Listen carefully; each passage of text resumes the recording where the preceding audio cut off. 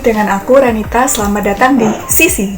Jadi aku bikin Sisi ini adalah untuk mengingatkanku kembali pada apa yang udah aku pelajari selama 4 tahun terakhir. Sebenarnya sebagai refresh otak aja sih, karena udah 2 bulanan lebih nggak mikirin soal beginian.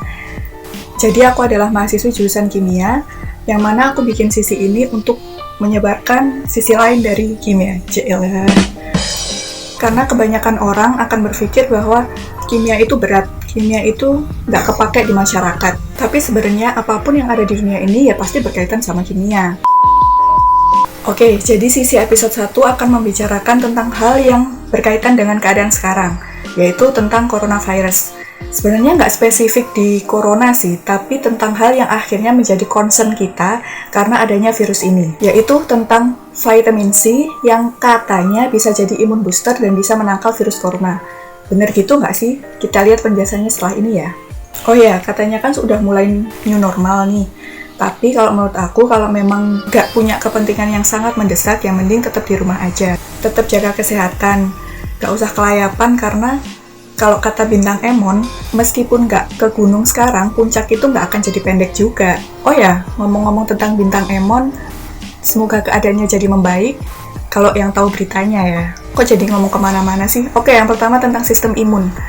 Sistem imun merupakan sekelompok sel, protein, jaringan, atau organ tertentu yang akhirnya bekerja sama untuk membentuk sistem imun di tubuh kita. Kalau katanya anak milenial zaman sekarang, berkolaborasi lah. Ya intinya, yang bekerja di tubuh kita itu nggak hanya satu organ. Beberapa organ ini yang akhirnya bekerja sama atau berkolaborasi untuk membentuk sistem imun kita menjadi lebih baik. Nah, salah satu jenis sel yang mempunyai peranan utama untuk sistem imun kita adalah leukosit. Nah, leukosit tipenya ada 5. Ada neutrofil, eosinofil, ada basofil, ada limfosit, dan yang terakhir ada monosit. Nah, yang spesial ini adalah limfosit. Kalau berdasarkan fungsinya, limfosit itu ada 2 macam, yaitu limfosit B dan limfosit T. Jadi, ketika ada virus atau bakteri atau benda asing yang masuk ke dalam tubuh kita, antigen dari benda asing ini akan dapat merangsang limfosit B untuk membentuk antibodi. Si antibodi ini merupakan protein yang memang didesain khusus untuk antigen tertentu. Jadi, bahasanya spesifik gitulah. Nah, setelah itu tinggal tugasnya si sel T nih untuk mencari antigen itu dan menghancurkannya. Nah, sel T ini juga akan membantu sel-sel lain untuk melaksanakan tugasnya dalam rangka kerjasama yang aku sebutkan tadi. Nah, antibodi yang udah terbentuk itu akan bertahan beberapa lama di dalam tubuh kita. Jadi si antibodi ini kan spesifik, dibentuk sesuai dengan antigen tertentu itu. Jadi kalau diibaratkan dia itu misalnya cetakan. Cetakan itu akan sama dengan antigen tertentu. Jadi kalau misalnya si antigen ini balik lagi, otomatis tubuh kita udah punya antibodi dengan cetakan yang sama dengan antigen tersebut. Jadi otomatis tubuh kita akan lebih mudah untuk mengusir antigen itu.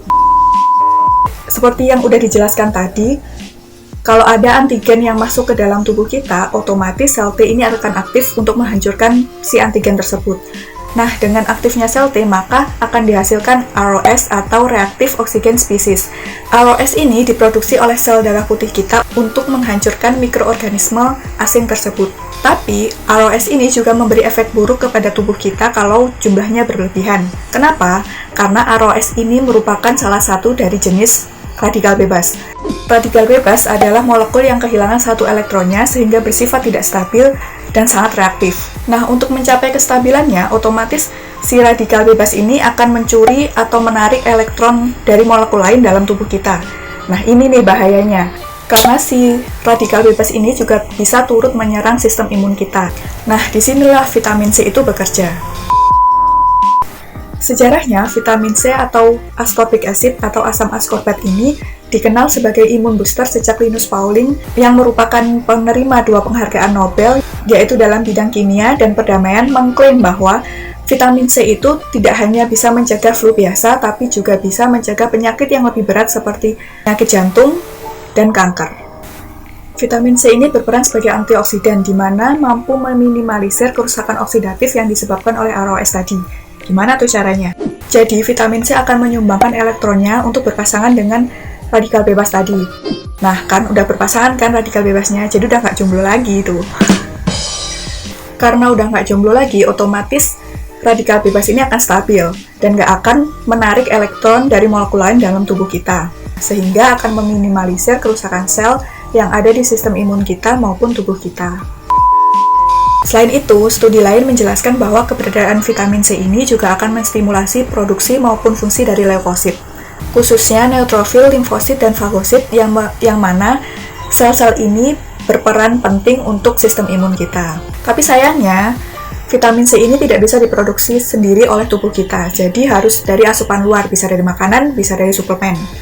Selain itu, sifat vitamin C yang larut dalam air menyebabkan ia tidak mampu disimpan dalam tubuh kita dalam jangka waktu yang lama, sehingga diperlukan konsumsi harian terhadap vitamin ini. Terus, berapa sih vitamin C yang harusnya kita konsumsi setiap harinya? Nah, menurut RDA dari Institute of Medicine menjelaskan bahwa jumlah vitamin C yang harus dipenuhi oleh tubuh kita kayak gini. Untuk anak-anak umur 1-3 tahun, yaitu 15 mg. Untuk anak-anak 4-8 tahun, 25 mg. Untuk usia 9-13 tahun, 45 mg. Untuk remaja 14-18 tahun, 65-75 mg. Untuk wanita dewasa 75 mg. Untuk laki-laki dewasa 90 mg. Untuk wanita hamil 85 mg. Dan untuk wanita menyusui 120 mg. Nah, jadi sebenarnya yang bisa menangkal virus corona adalah imun kita sendiri, bukan vitamin C. Vitamin C hanya membantu untuk mengoptimalkan kinerja dari sistem imun kita. Terus, apa kita cuma butuh vitamin C? Tentu enggak dong. Kita tentu butuh vitamin-vitamin lain yang bisa kita dapatkan dari makan makanan sehat, konsumsi buah dan sayur. Oke, segitu dulu sharing tentang vitamin C di episode 1 ini. Semoga ada kesempatan untuk bikin episode 2, 3, dan seterusnya. Sampai ketemu lagi di Sisi. Dadah!